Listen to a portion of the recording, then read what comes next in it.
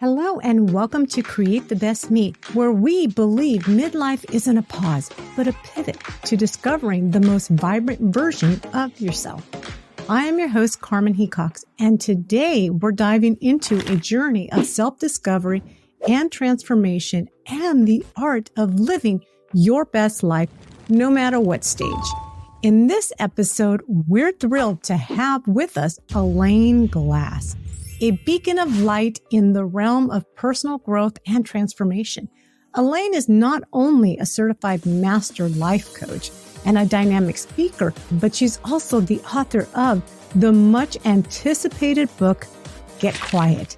7 Simple Paths to the Truth of Who You Are is set to be released on April 30th, 2024. Elaine's life is a testament to the power of embracing change and finding one's true path. From a successful career in dental hygienist to an emotional crossroad that led her to life coaching, Elaine's journey is both inspiring and relatable. Her coaching practice is dedicated to helping individuals navigate life's challenges, quiet their minds, and unlock their hidden gifts in a judgment-free space. Today, we'll explore Elaine's insights on how to connect with your true self in the essence of her upcoming book and practical advice for women in midlife looking to pivot toward their dreams and the best half of their lives. So whether you're feeling stuck, searching for meaning, or ready to unlock your full potential, you're in the right place. Let's welcome Elaine Glass as we embark on this transformative journey together. Elaine Glass, welcome to Create the Best Me. This is an honor to have you on. It's an honor to be with you today, Carmen. Thank you so much. For some of the people that, believe it or not, may not know you, can you please tell the audience a little bit about who you are and what you do? I am a mother first of 2 amazing sons. I also am a master life coach, and I mainly work with women in midlife. Perfect. Elaine, your journey from dealing with your own personal crossroads and now a master coach is truly inspiring. Can you share a pivotal moment that led you from feeling disconnected and unfulfilled to pursuing becoming a life coach? I was feeling disconnected because I was completely asleep at the wheel, so to speak, of my life. And so when we're asleep, we're of course disconnected. How can we be connected? And because I was asleep, the car crashed, so to speak. That woke me up to looking around my life and looking at the truth of my life instead of the lies I'd been telling myself, that everything was perfect, that I had this picket white fence and this big home and married to the doctor and had all these things, but I really didn't have what I really wanted. And that was to be honored and to feel like I mattered and to feel valued and to have a partnership with someone I felt like I was a teammate with. And so I woke up to all of this and wanted to get my life back on track. And I think most life coaches become life coaches because of that reason. They need help. We have to go first. And so that's what I did. I pivoted and I left an amazing career that taught me a lot. In dental hygiene, I sat with over 40,000 patients who shared a lot of stories with me. And I feel like that was my life class in a lot of ways. But there was something calling me to do more and to be more. And I didn't know what that was. But I also knew I needed to heal from the loss of divorce and other things. So I went on this journey and became interested in going to life coaching school. And so that's what I did. I think a lot of us tend to feel that way, a little disconnected or kind of like we're an autopilot. So it's not unusual that what you went through is, I think a lot of us can relate to that. Yes, autopilot would be the best term. I was just living in like a dream zone of not really paying attention to the details of my life, particularly my personal relationship.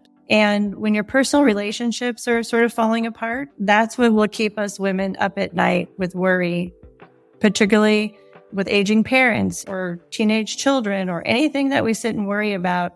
We'll wake up and we'll sit there and think about those things for hours and hours. So those were the first taps on the shoulder of me needing to wake up, was the up at night worrying.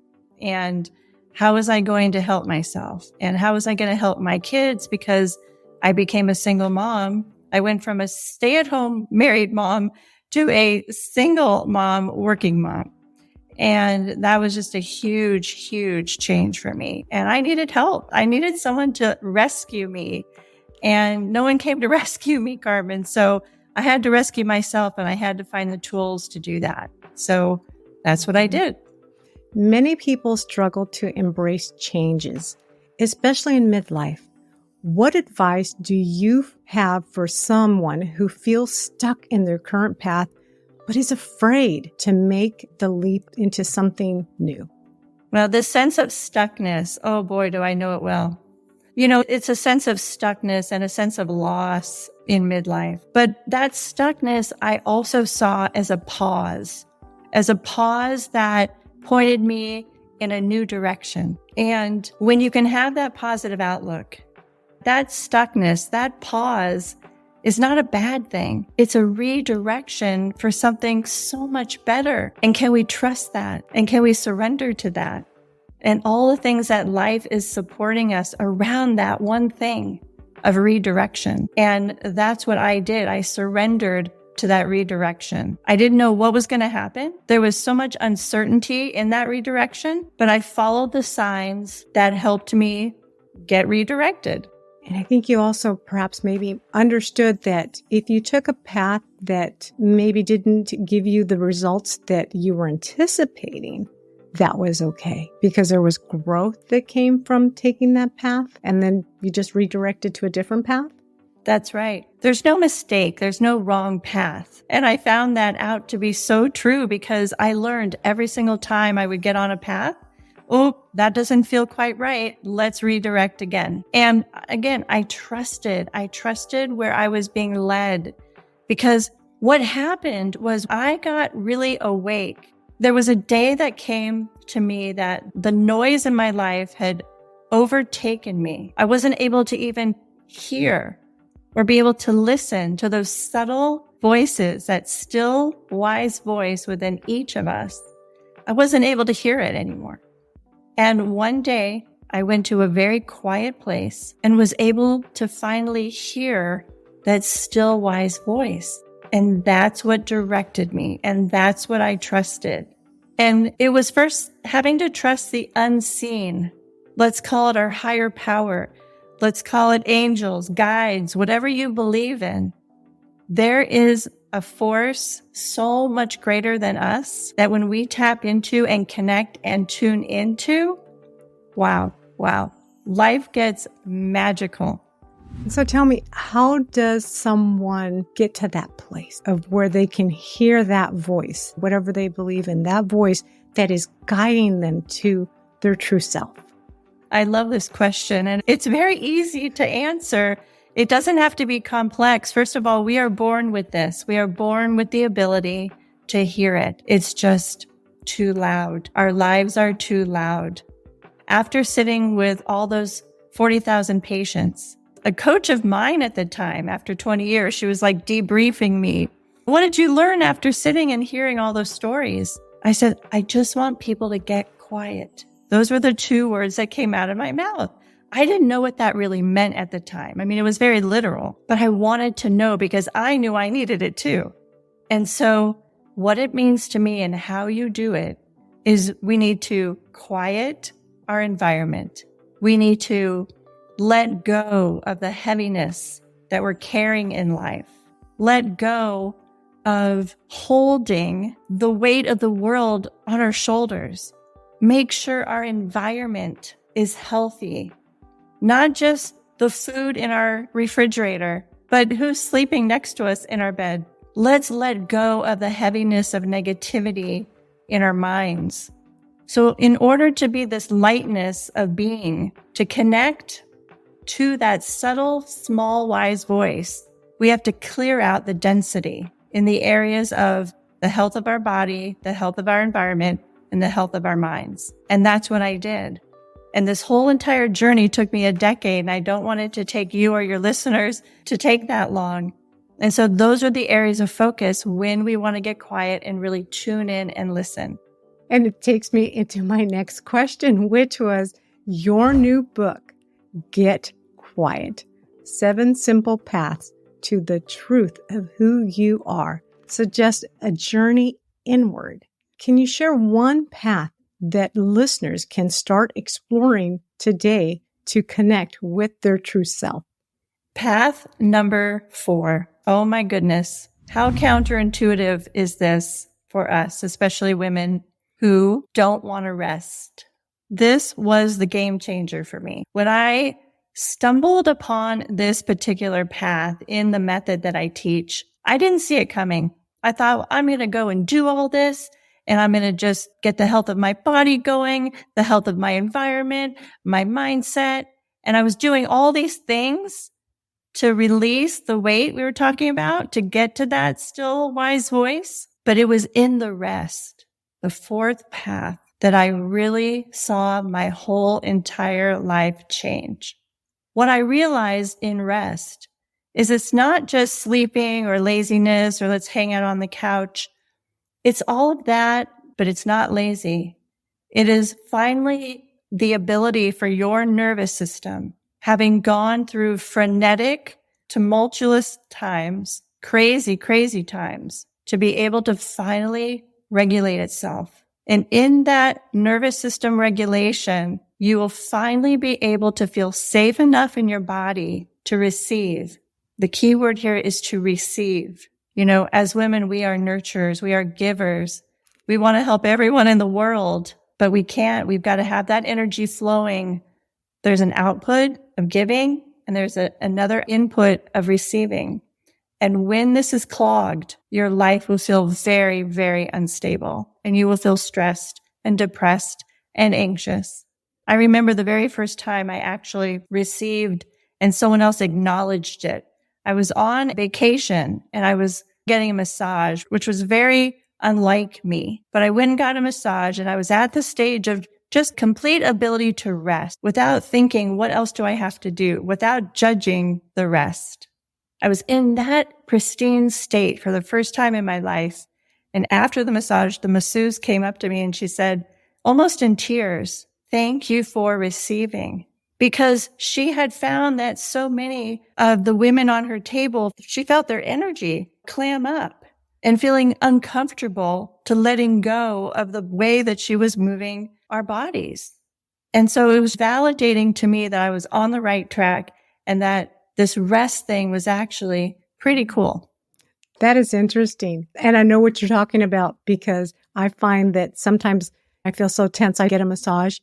But when I'm laying there, I don't turn this off. I'm sitting there and I'm like, how much longer is she going to take? I need to go do this. And so what I'm guessing is that when you were on that table, you turned it off and you just let go and let the massage do what the massage was intended to do. And that is release. That's exactly what I did. And it had taken so many years to be able to get in the state of that beingness, of being able to surrender and trust in somebody else caring for me. You know, we care for everybody else, but why can't we receive that care in return? And once we do, our life changes. It just completely changes. And that's one of the areas where I had to wake up. We're talking about awakening toward this beautiful life we're living.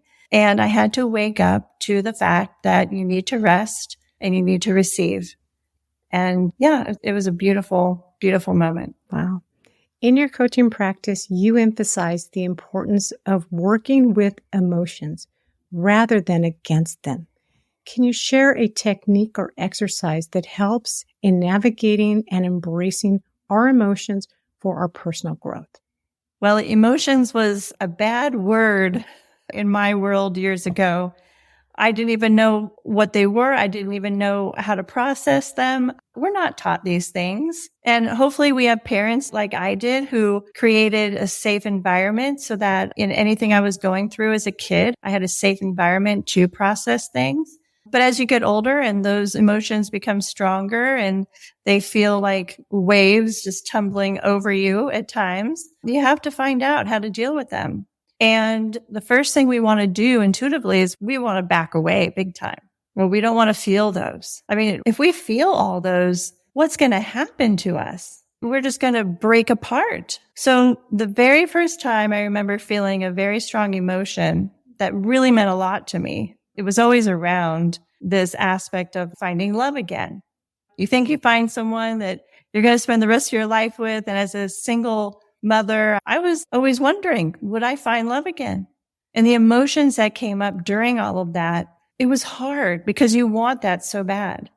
How do we feel? How do we really begin to sit in that place of being able to feel and to heal? How do we face those emotions straight on and feel safe and know that they will roll out to the ocean just like the waves come crashing in?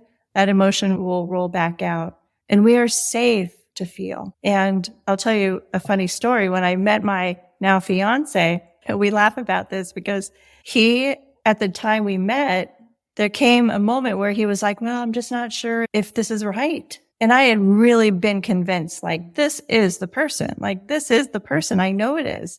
And the moment he said, I'm just not sure if this is right, talk about emotions. And I went for a walk, and it was in the evening at night, and I looked up to the stars, and I just said, you know what?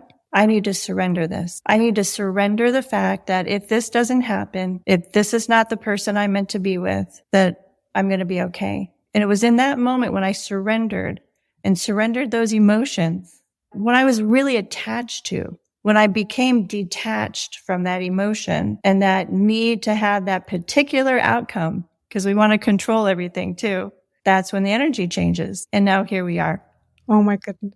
Engaged. I would have been devastated if somebody told me that. I probably would have showed all my emotions right then and there, broken out, cry ugly.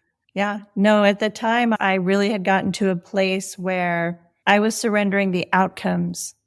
I was now trusting that unseen energy we were talking about earlier. I was trusting the guidance of my life. Because sometimes we don't really know the best way, but our higher self and our higher energies know. So I trusted it. That's inspiring and powerful. As a speaker, you undoubtedly share your insights with many. What's one question you wish people would ask about personal development or finding their true path? I would want people to ask, what is it that we all want? What does every human really, really want and need, including ourselves, obviously? And the biggest needle mover for me is when I realized this, again, after sitting with so many patients and coaching hundreds of people, people want three things. And when you give them these three things, you are living your best life because you are in the best relationship with yourself and others. And those three things are, people want to be heard. People want you to not be distracted when you're with them. People want to be heard. People want to feel seen. And people want to feel like they matter, Carmen. They want to feel valued.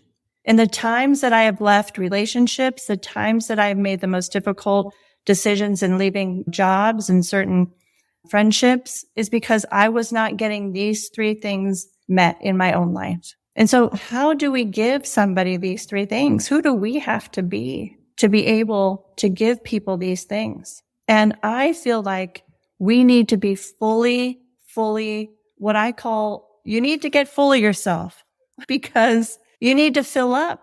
How are you taking care of yourself? How are you meeting your needs? Who's listening to you? Who's hearing you? Who's valuing you? Who's loving you? And not just externally, but are you loving yourself? Are you listening? Do you feel like you matter and are valued of some kind? So in order for us to give this to others, we need to go first. And we need to fill ourselves up and get full of ourselves. So you cannot give if you're empty. No, there's no way to give when you're empty.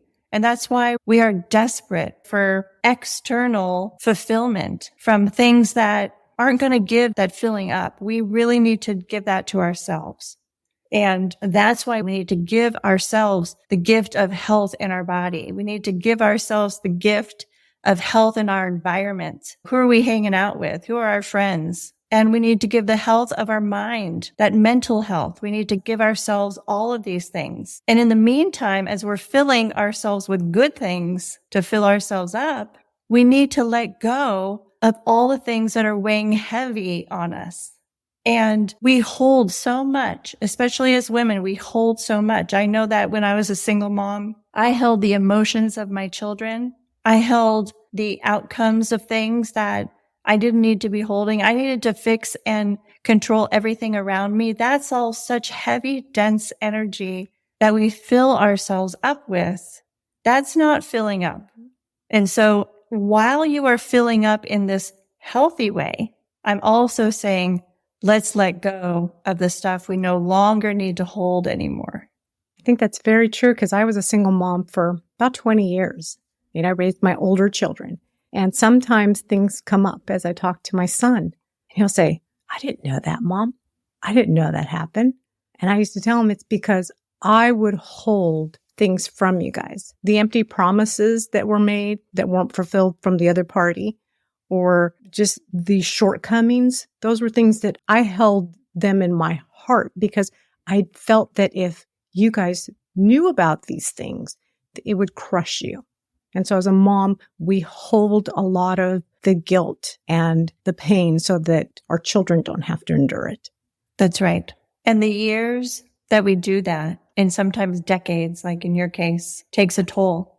And this is exactly why I wrote Get Quiet, because of the toll that this had taken on me.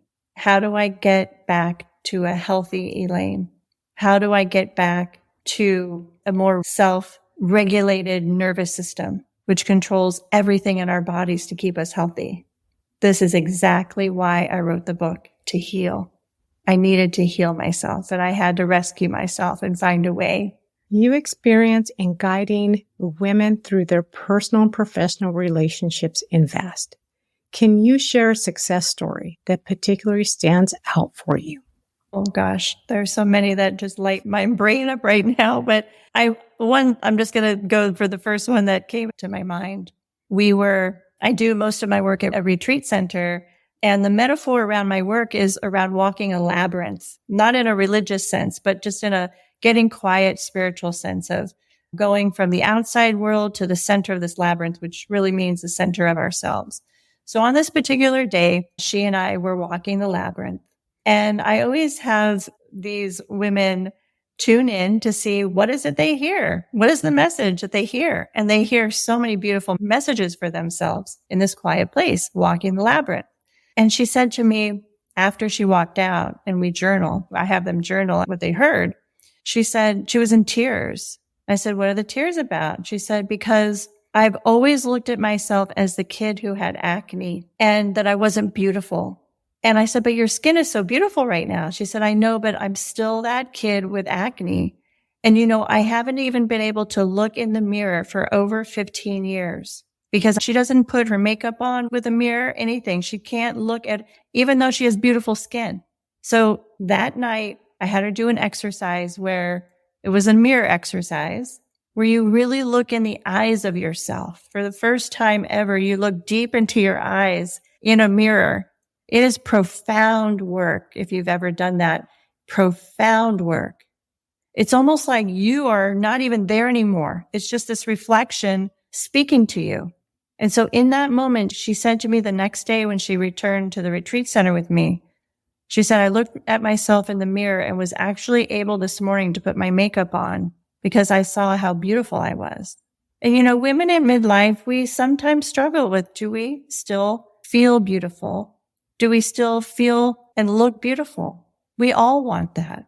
We all want that. And this is a time where we can pause in that place and do this inner work to find a different kind of beauty, the beauty that bubbles up from within and not just be so focused on external. And that was the work we did that day. And it was very rewarding. You talk about making choices from a place of love rather than fear.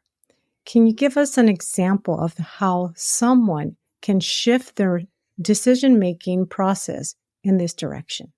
Well, we can either live in fear of the unknown, or what I was raised with was the fear that instead of living in the fear of the unknown, let's live in the fun of the unknown. The fun is the love. The fun is the playfulness. I really believe that womankind's greatest gifts is to play. And we've forgotten to play. We've forgotten how to play because life got so heavy. Like we were talking about before, life's gotten so loud and it's become like it's hard to play. And so to me, it's like you can make decisions out of fear, or you can really own the fact that you have another choice and to embrace the fun of the unknown. Embrace uncertainty. One of our greatest human needs is for certainty. And of course, that keeps us safe. But what if we could, even for one day, let go of any certainty we need? Let go of any outcome that we need it to be a certain way, just for one day. You know, as a single mom, and you know this, there's so much uncertainty. You almost get used to the uncertainty versus the certainty. But for someone who has a lot of certainty, I would say, hey, let today be a day where you don't have to have certainty. Let that energy that's greater than you take over and trust that. That's good. That is really good. Because I think that as a mom, we do forget how to play. We do forget how to invite creativity in, invite the imagination, the what if.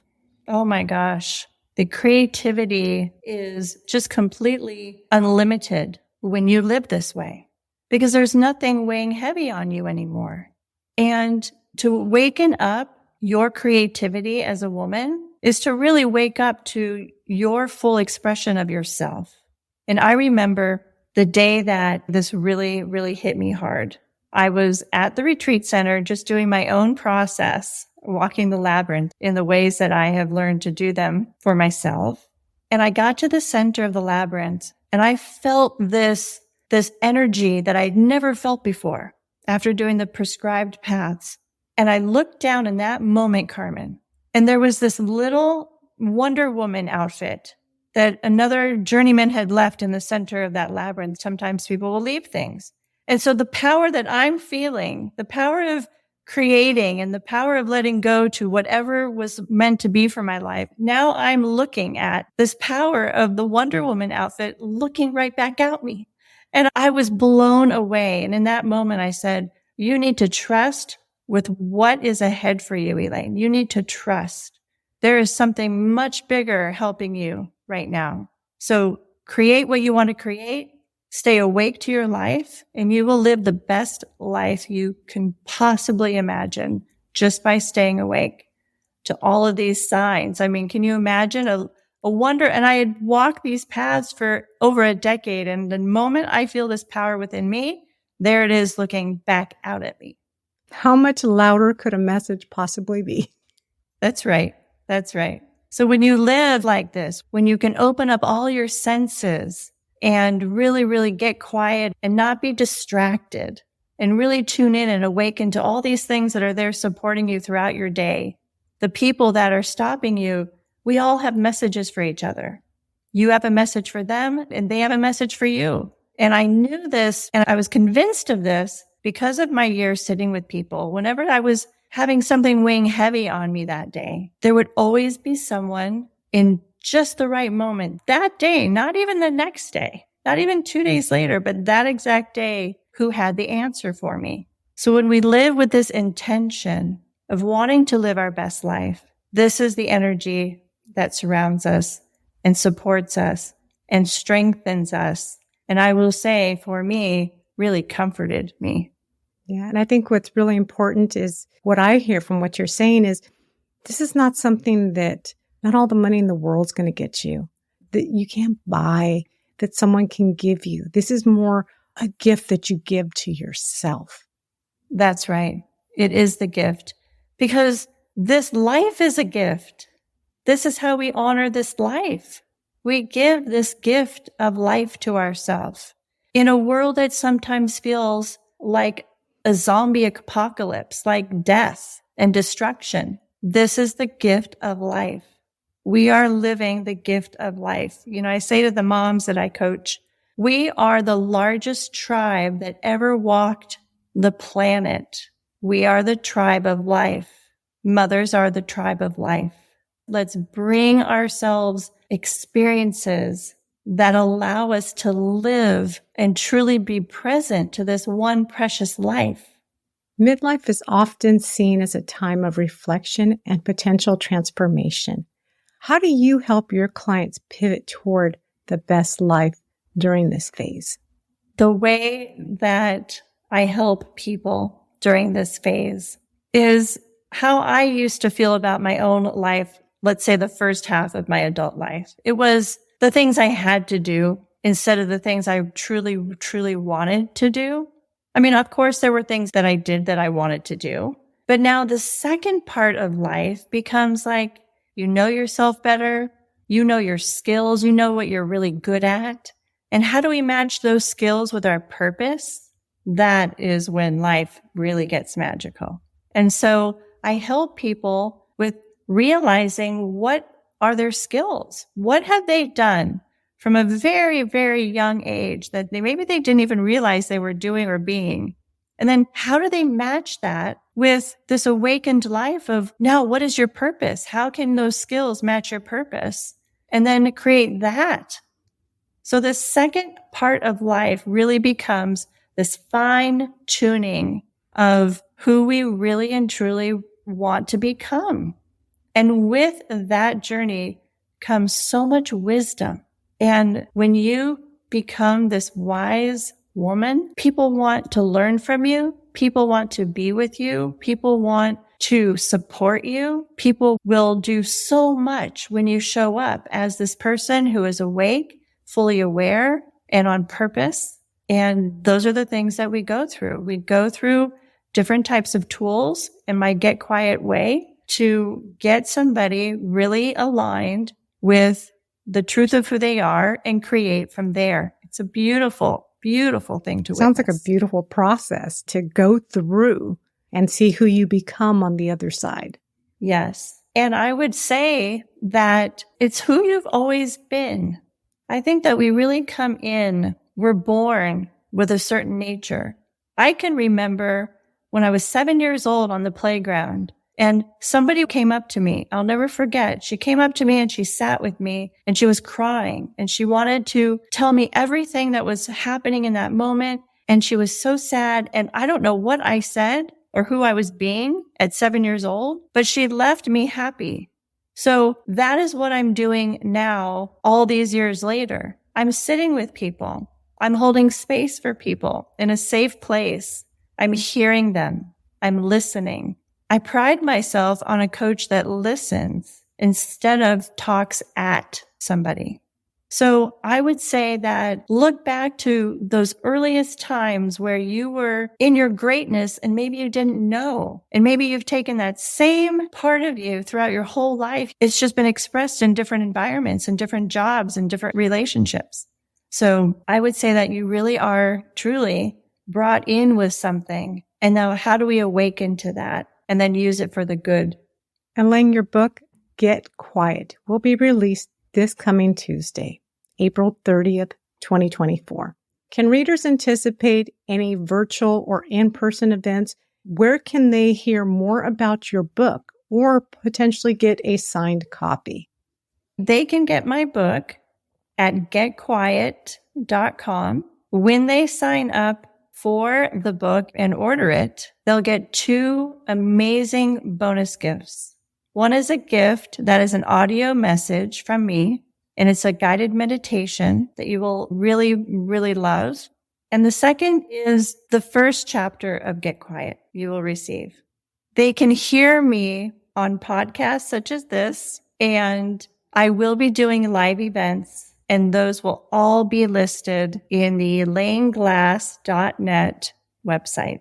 Great. So I think that if I were any of the listeners or viewers right now, instead of buying it at the major retailers just because of the bonuses that they're receiving, I'd buy it directly through your website. Yes, getquiet.com. You will find all the retailers there and enjoy this book. It is meant to be a gift of love.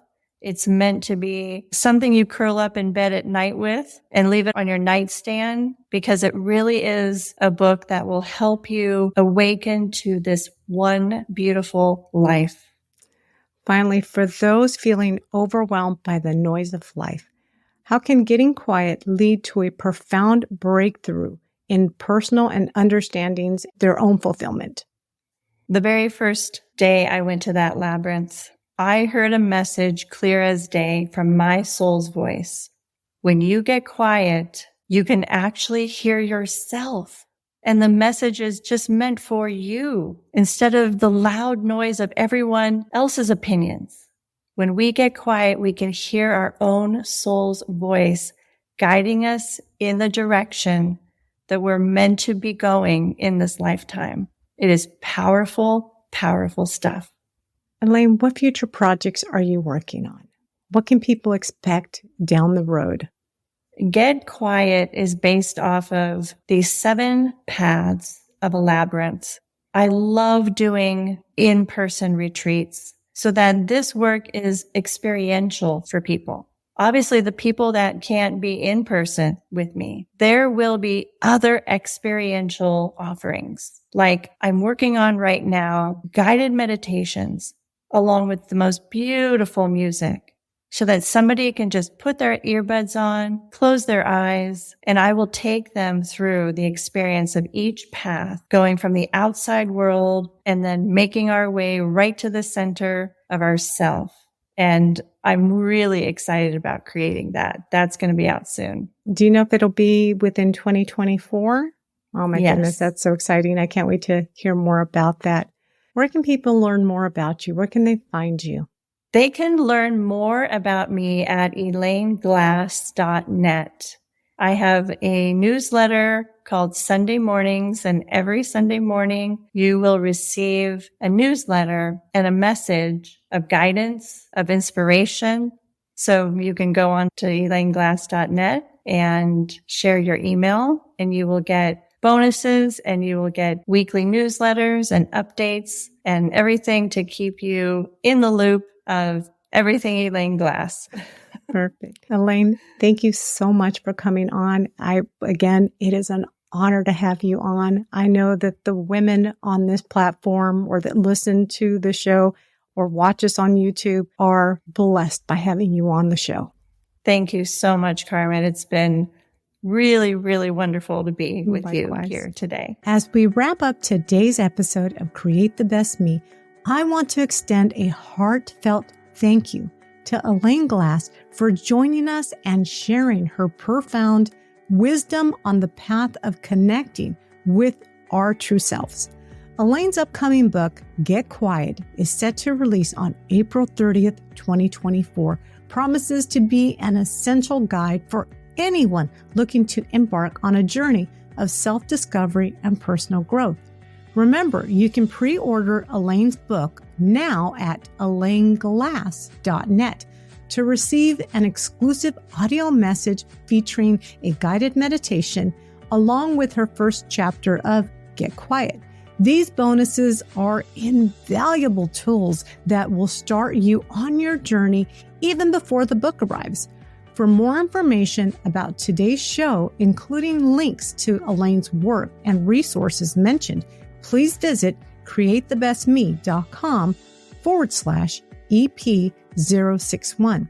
And if you found today's episode inspiring, don't forget to subscribe to our channel or podcast.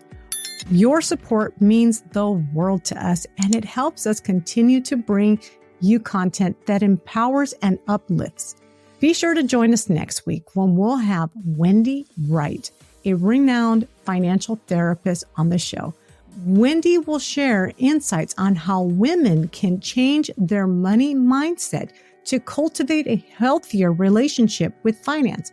It's an episode you won't want to miss, especially if you're looking to transform your financial well-being. Until then, keep dreaming big. Take care of yourself, and remember, you are beautiful, strong, and capable of creating the best version of yourself. Thank you for watching and listening. Catch you next week. Bye for now.